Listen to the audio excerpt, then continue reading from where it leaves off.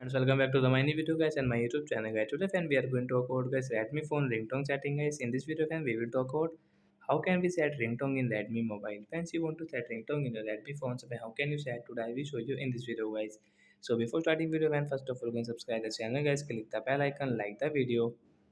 So friends, now let's see guys how can we set ringtone. So friends, open your phone setting guys. After on phone setting guys, scroll it. Friends, you can see guys your sound and vibration. So once click on your sound and vibration setting guys, and once click on your ringtone setting. Friends, you can see there are three ringtone guys. You want more ringtone, so guys tap here. So maybe we will set any ringtone from here. So example for guys, we will click on any ringtone guys. This candy ringtone guys, we will tap here, and we will tap again.